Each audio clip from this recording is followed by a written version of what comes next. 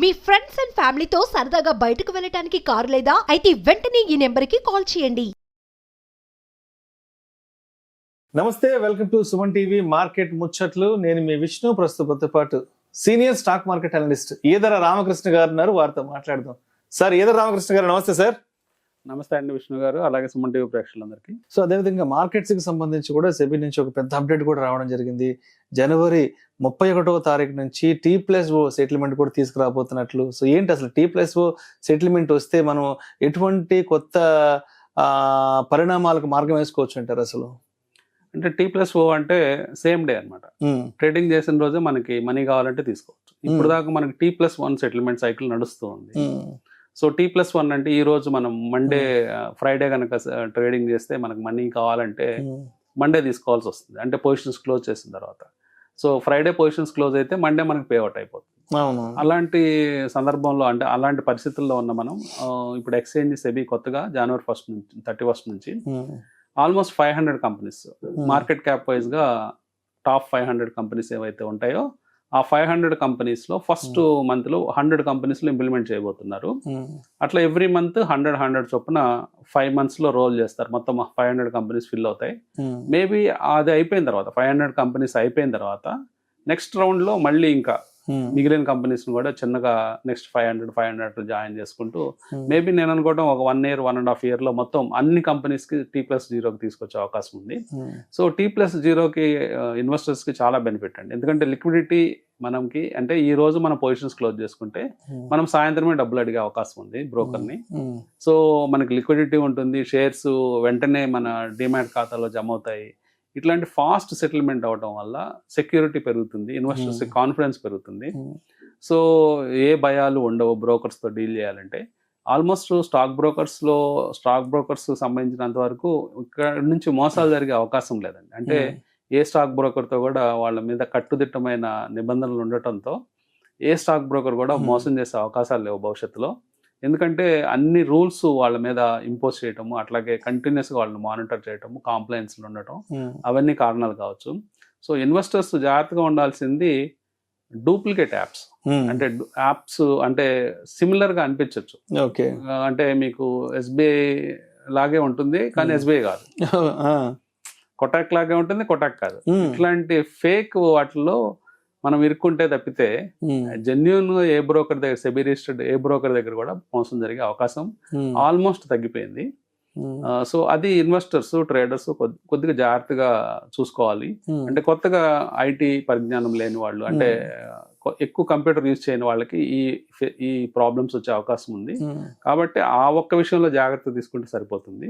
మిగతా ఏ విషయంలోనూ stock broker wise గా ప్రాబ్లం లేదు. అట్లాగే T+0 సెటిల్మెంట్ అనేది వరల్డ్ లో ఫాస్టెస్ట్ సెటిల్మెంట్ సైకిల్ అని మనం అనుకోవచ్చు. అంటే ఏంటంటే వరల్డ్ లో ఏ ఎక్స్చేంజ్ లో కూడా T+0 చాలా తక్కువ ఎక్స్చేంజ్ లో ఇంప్లిమెంట్ చేస్తున్నాయి. సో ఇండియా కూడా ఫాస్టెస్ట్ సెటిల్మెంట్ సైకిల్స్ కి వెళ్ళిపోతుంది.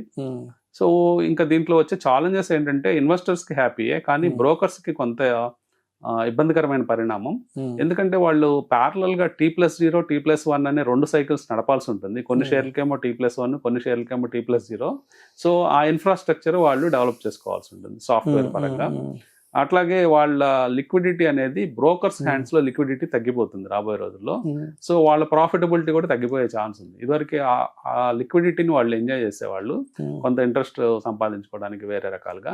కానీ ఇప్పుడు ఆ లిక్విడిటీ, ఏదైతే రివాల్వింగ్ లిక్విడిటీ ఉంటుందో ఆ లిక్విడిటీ అనేది వాళ్ళ దగ్గర తగ్గిపోతుంది. సో ఇన్వెస్టర్స్ ఎనీ టైమ్ వాళ్ళ క్యాష్ వాళ్ళు తీసుకోవచ్చు, అదే రోజు తీసుకోవచ్చు. సో అది ఇన్వెస్టర్స్ కి అయితే చాలా బిగ్ పాజిటివ్, బ్రోకర్స్ కి కొంత నెగిటివ్ గా చెప్పుకోవచ్చు. అండ్ అదేవిధంగా ఆల్గోకి సంబంధించి కూడా ఒక అప్డేట్ వచ్చింది రిటైల్ ట్రేడర్స్ కి. So algo for retail traders అంటూ కూడా దాని గురించి డీటెయిల్ గా చెప్పగలరు? సో ఇప్పుడు ఆల్గో అనేది రకరకాల ఫార్మ్స్ లో రిటైలర్స్ అందుబాటులో ఉందండి. అదేంటంటే ఆటోమేటెడ్ ట్రేడింగ్ అంటారు, లేదా రియల్ ఆల్గో ట్రేడింగ్ అనేది రియల్గా ఎవరు చేయట్లేదు. అంటే బ్రోకర్స్ దగ్గర ఉండే ఏపీఐ యూజ్ చేసుకొని ఆ ఏపీఐ ద్వారా ఆటోమేటెడ్ ట్రేడింగ్ చేస్తున్నారు ఎక్కువ మంది రిటైల్ ఇన్వెస్టర్స్. అట్లా కాకుండా ఆల్గోకి వాళ్ళకి ఇంకా యాక్సెస్ లేదు. యాక్సెస్ ఎందుకు లేదంటే ఆల్గో ట్రేడింగ్కి యాక్సెస్ కావాలంటే అది సెబీ ద్వారా, ఎక్స్చేంజ్ ద్వారా అప్రూవ్ కావాలి.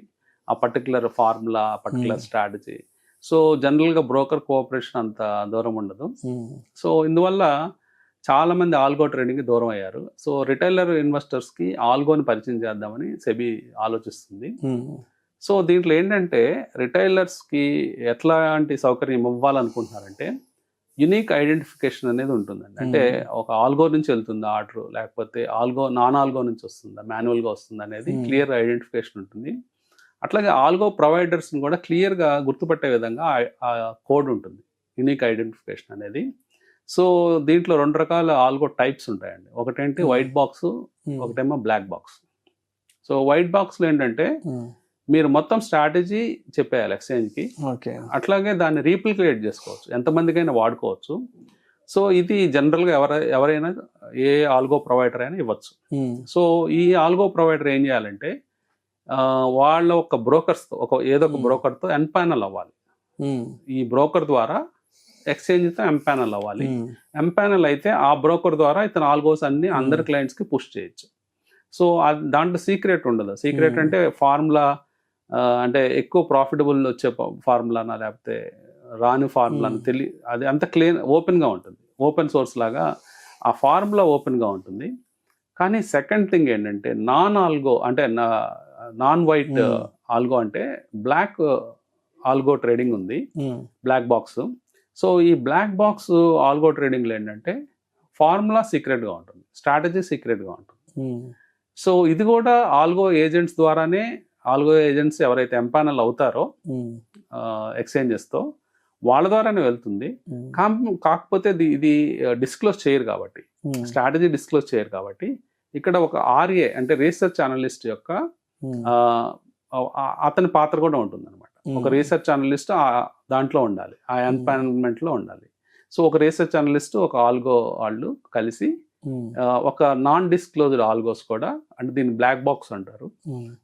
అంటే కొంచెం ప్రీమియం ఉంటాయి అవి, అంటే కొంచెం ప్రాఫిటబిలిటీ ఎక్కువ ఉండొచ్చు, ప్రీమియం ఎక్కువ ఉండొచ్చు.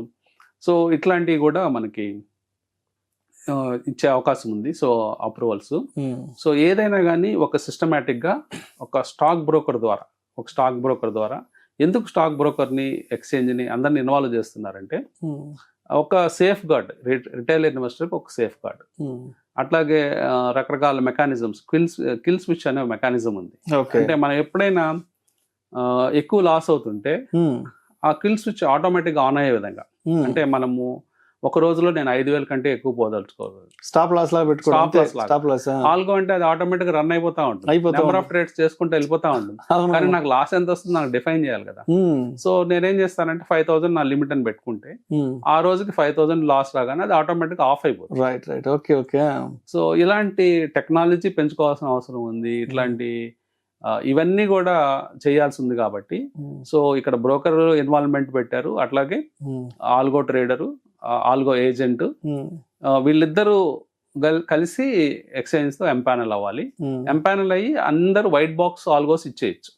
బ్లాక్ బాక్స్ ఆల్గోస్ ఇవ్వాలంటే ఇక్కడ ఒక బ్రోకరు, ఒక ఆల్గో ఏజెంట్ కాకుండా ఒక ఆర్ఏ రీసెర్చ్ అనలిస్ట్ కూడా ఉండాలి.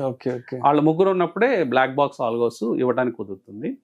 వీళ్ళందరూ కాకుండా పర్సనల్గా ఇండివిజువల్ ఆల్గో ప్రొవైడర్స్, అంటే ఎవరైతే ఇండివిజువల్ ఆల్గో రాసుకోగలుగుతారో, అంటే పైథాన్లో కానీ లేకపోతే జావాలో కానీ, వాళ్ళు ఇండివిజువల్ కూడా వాళ్ళు బ్రోకర్తో ఎంపానల్ అవ్వచ్చు.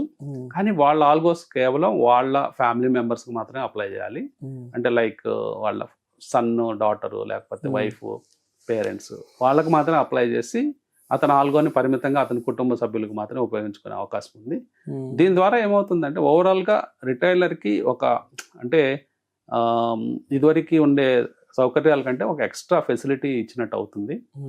అలాగే బ్రోకర్స్ కూడా వాళ్ళ బేస్ పెంచుకోవడానికి, రిటైలర్స్ అంటే ట్రేడర్స్ని పెంచుకోవడానికి, ఎక్కువ ట్రేడింగ్ జరగడానికి, వాళ్ళ బిజినెస్ ఇంప్రూవ్ అవడానికి పనికొస్తుంది. Thank you sir, thank you so much Edara Ramakrishna garu. Thank you అండి.